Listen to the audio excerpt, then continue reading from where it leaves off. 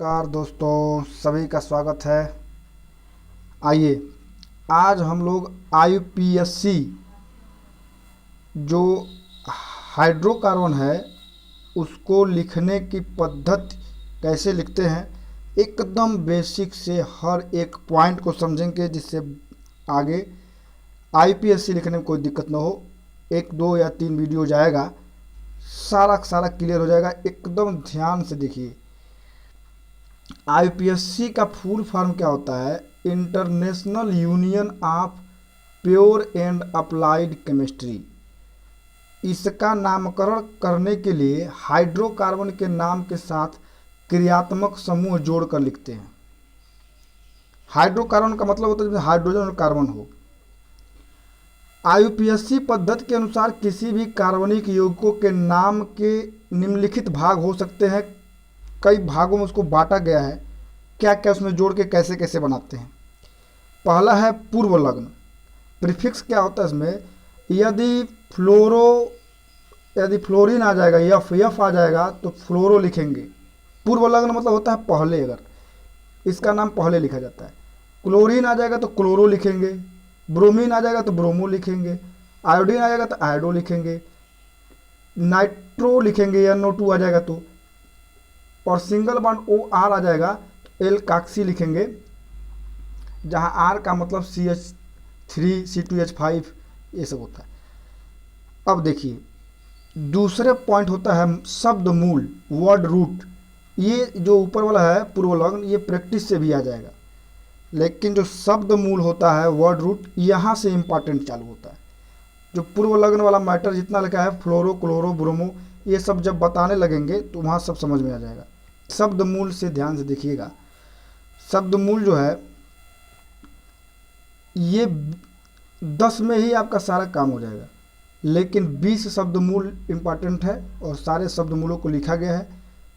Total 10 याद है तब भी काम चल जाएगा, लेकिन 20 का 20 देखिए।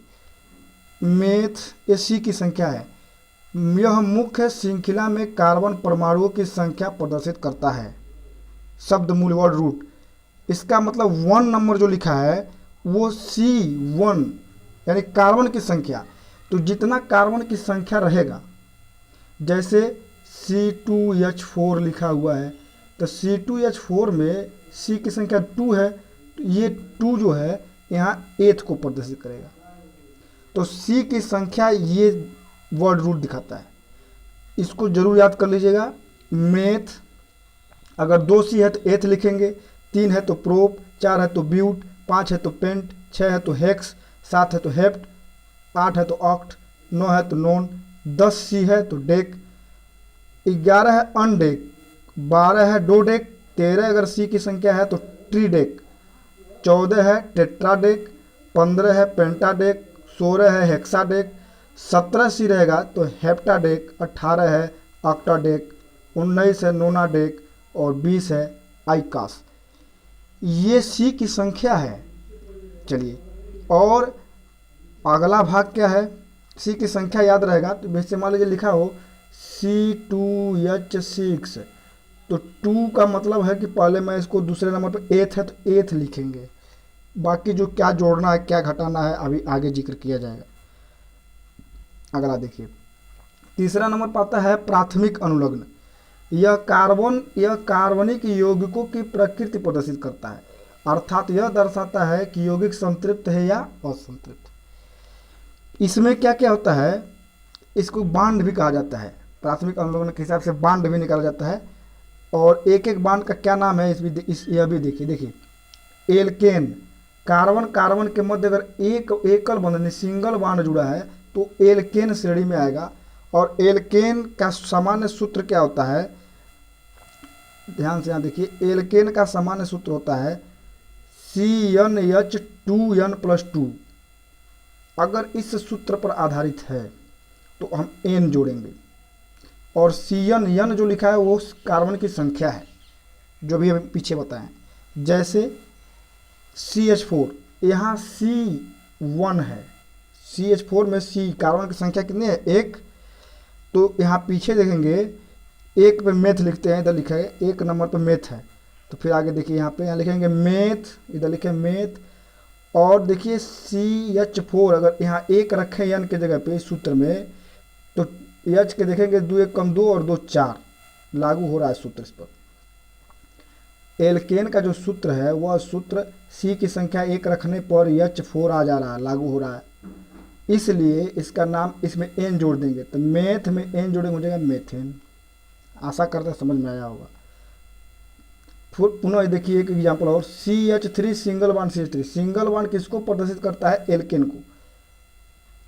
यहाँ C की संख्या 1 और 1 2 है, पीछे देखेंगे दूसरे नंबर पर एथ है, दूसरे नंबर पे, तो हम यहाँ लिख देंगे एथ, और अगर 2 यहाँ इस सूत्र में रखें, एल्केन के सूत्र में अगर 2 रखें एन की जगह पर, तो H आ जाएगा 2 दूना 4 2 6, और देखिए 3H और 3H 6 हो गया, इसका मतलब N जोड़ेंगे इसमें, एथ में N जोड़ेंगे हो जाएगा एथेन, इसका ये हो गया नाम IPSC।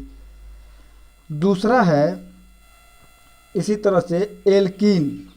एल्कीन का सामान्य सूत्र है CnH2n, इसमें इन जोड़ते हैं, कार्बन कार्बन के मध्य द्विबंध होता है, यहाँ डबल बॉन्ड। जैसे एग्जाम्पल में CH2 डबल बॉन्ड बीच में लगा हुआ है, जान जाएंगे कि एल्कीन है, डबल बॉन्ड लगा है। पहले C की संख्या देखेंगे कितनी है? 2, सूत्र में रखिए H क्या आ रहा है? 2 रखने पर N की जगह पे, तो 2 दूना 4, 2 और 2 4, सही है, इन जोड़ेंगे। अब C की संख्या जब 2 रहता है तो इधर पीछे देखिए दूसरे नंबर पर N है, तो N यहाँ लिख देंगे N, और इसमें जोड़ेंगे इन, तो हो जाएगा एथ में जब इन, सॉरी एथ है दूसरे नंबर पर, यहाँ देखिए एथ है, और एथ में जोड़ेंगे यहाँ इन, क्योंकि सूत्र लागू हो रहा है एल्कीन का, तो हो जाएगा एथीन। और तीसरा नंबर है एल्काइन C। एल्काइन का सामान्य सूत्र होता है CnH2n-2, इसमें जोड़ते हैं आइन, अगर ये सूत्र लागू होगा तो, और इसमें कार्बन कार्बन के मध्य होता है त्रिबंध, ट्रिपल बॉन्ड। जैसे CH ट्रिपल बॉन्ड CH, कोई जरूरी नहीं है बॉन्ड लगा हो, C2H2 भी इसको लिख सकते हैं, C2H2 भी इसको लिखा जा सकता है। अब जो है यहाँ भी C देखिए 2 है, तो 2 जब C रहता तो एथ लिखते हैं, और जैसे ही यन मतलब सीख 2 रखेंगे, 2 दूना 4 में से 2 घटाएंगे तो 2 बचेगा, और 2 आने पर क्या जोड़ते हैं? 2 जब घटाएंगे 2 आ गया, इसका मतलब आइन सूत्र लागू होगा, एथ में आइन जोड़ेंगे हो जाएगा एथाइन। अब इसका अगला प्रैक्टिस अगले पार्ट में सबका प्रैक्टिस किया जाएगा, अन्य क्रियात्मक समूह है उसको भी बताया जाएगा, इसको ध्यान से रखिए, प्रैक्टिस करिए, और ये जो है शब्द रूट, शब्द मूल, इसको भी याद करिए। तब तक के लिए धन्यवाद, आशा करते हैं अच्छे से समझ में आया होगा।